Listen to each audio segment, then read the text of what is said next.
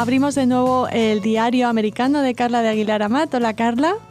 Hola, Raquel, ¿cómo estáis? Pues muy bien, encantados de hablar contigo y que nos pongas al día de las novedades de las comunidades judías en Estados Unidos y de las tuyas propias. Pues sí, igualmente encantada de hablar con vosotros una vez más y hoy voy a hacer un diario. Muy bien. Entonces voy a contar un poco pues sobre mi experiencia aquí y básicamente pues personas que he ido conociendo y que sobre todo vecinos o gente que vive en nuestro bloque de apartamentos o en nuestro barrio y que pues tienen perfiles muy interesantes y siempre pues relacionados con el tema que nos interesa a nosotros, con Israel, con el judaísmo y muy bien. El ladino y muchos otros temas. ¿Has conocido a muchísima gente como siempre? Sí, he conocido a mucha gente, además vivimos en unos apartamentos muy chulos que tuvimos mucha suerte porque como os conté lo alquilamos online. Sí. Podría haber salido bien o mal, pero salió súper bien.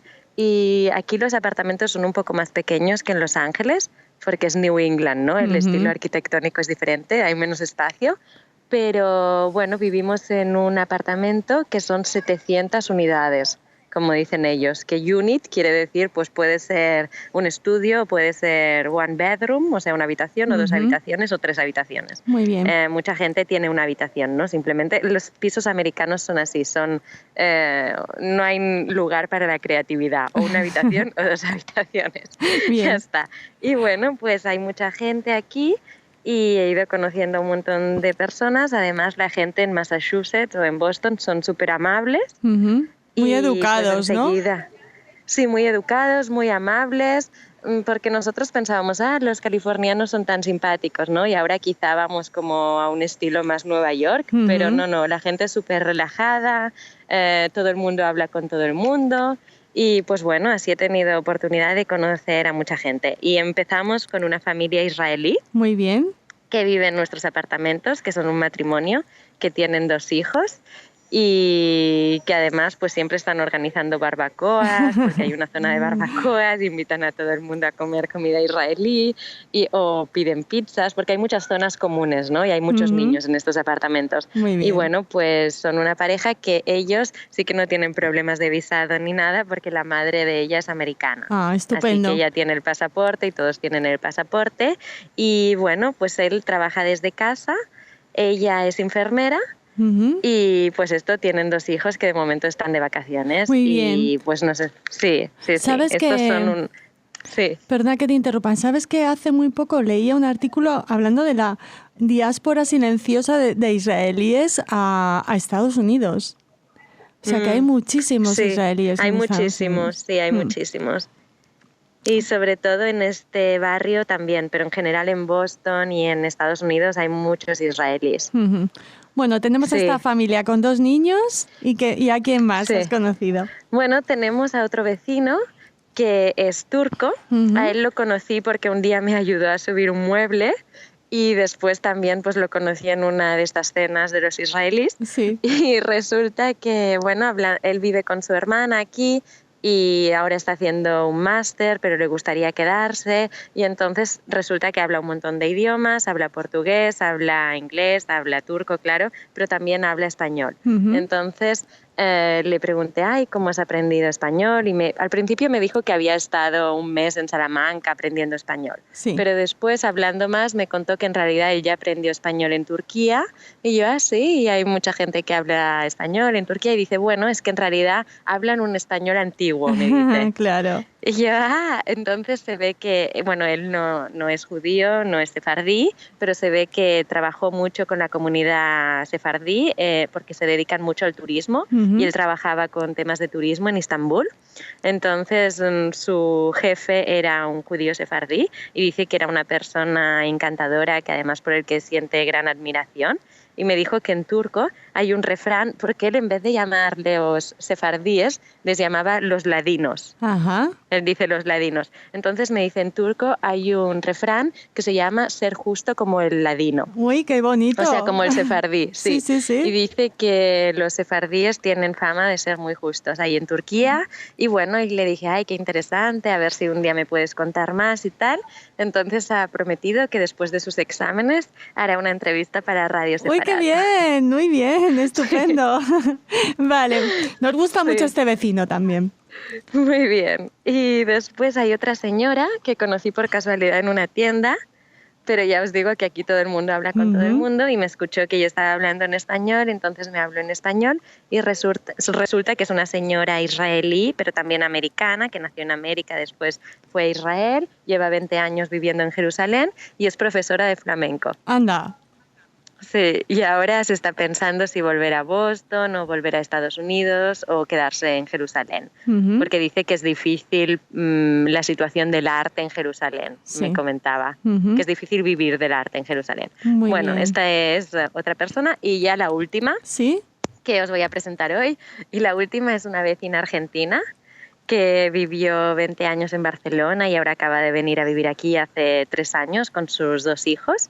Y ella, pues, en Barcelona tenía un negocio que lo ha trasladado aquí y ahora lo tiene aquí en Brookline, en Boston. Y entonces era un negocio, bueno, y es un negocio que se llama The Golden Chickpea, que quiere decir como el garbanzo de oro o el garbanzo dorado. Y entonces pues son garbancitos y es para, o sea, tiene además todos los garbancitos que hacen diferentes actividades. Está dedicado a niños y a mamás, sobre todo a niños pequeños y a mamás que están en casa, ¿no? Entonces es un lugar para jugar, también por las tardes pues se dedica a hacer after schools, o sea, programa de actividades extraescolares, pero por las mañanas pues esto es un espacio de juego donde también se hacen talleres pues para mamás y bebés sobre todo. Entonces, hablando con ella, pues me propuso que haga algunos talleres en su local. ¡Ay, qué chulo, Carla! Sí, y a partir de septiembre, pues los martes voy a ofrecer una vez al mes, será un taller cultural para niños o bebés, pero en español, o sea, bilingüe, inglés-español. Y el primero que vamos a hacer será en septiembre, que será sobre Rosh Hashanah. ¡Uy, qué bien! Y el segundo, que será en noviembre, será sobre la castañada, Halloween, Día de los Muertos. Haremos como un pasaporte, entonces cada mes iremos visitando un país diferente y haciendo pues actividades culturales. Y además, bueno, en español, pero los otros martes del mes lo que haremos son clases de español para mamás, mientras los niños juegan allí. ¡Uy, estupendo! Pues me parece una iniciativa buenísima, casi tanto como es siempre el descubrimiento. Hacemos una pausa y volvemos.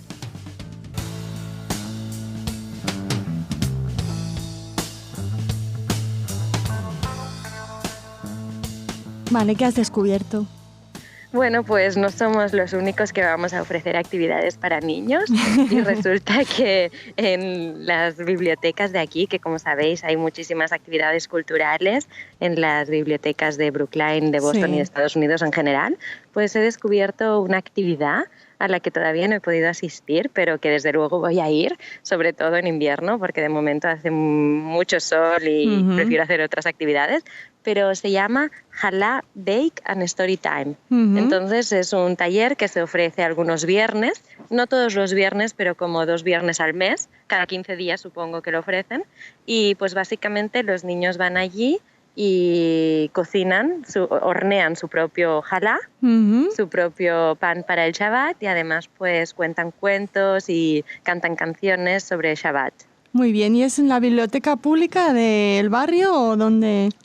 Sí, es en Brookline esta actividad, pero en Brookline hay 3 bibliotecas.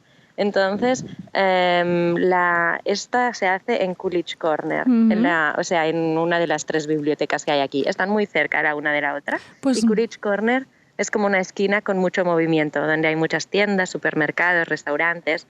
Y esta biblioteca en realidad no es la principal, no es la más grande, pero bueno, también ofrecen esta actividad allí. Que nos parece súper interesante y nutritiva para los más pequeños. Sí. Otra pausa. Perdona la broma, otra pausa y volvemos.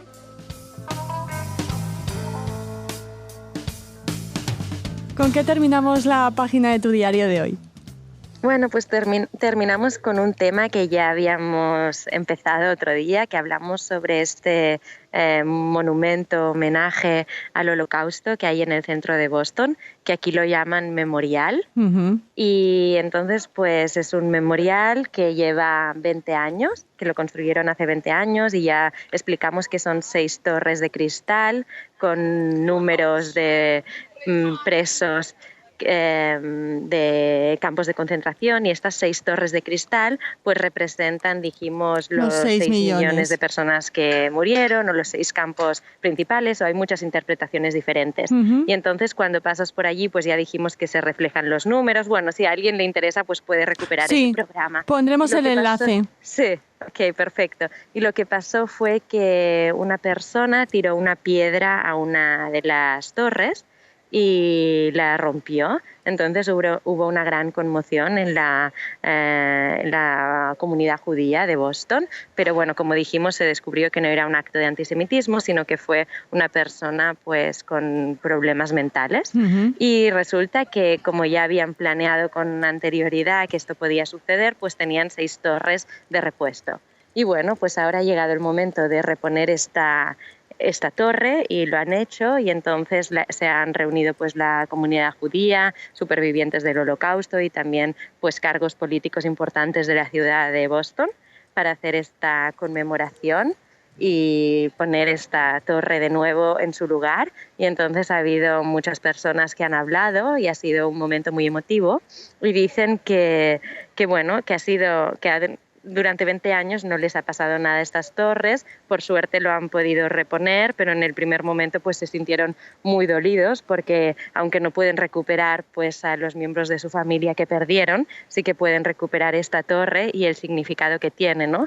Y de hecho volver a hacer esta ceremonia pues marca otra vez la importancia que tiene este memorial en la ciudad de Boston, uh-huh, que está justo en el centro de Boston. Y bueno, hubo palabras muy emotivas, y también hubo un superviviente que llevó un trozo del cristal que se había roto. Wow. Y que había recogido de la calle, uh-huh, y dijo que este cristal pues para él simboliza pues un poco como el Kristallnacht, sí, la noche de los cristales rotos, cuando los judíos estaban solos y no tenían ayuda, uh-huh, y un poco como ahora sí que la gente está reunida y todos están juntos recordando.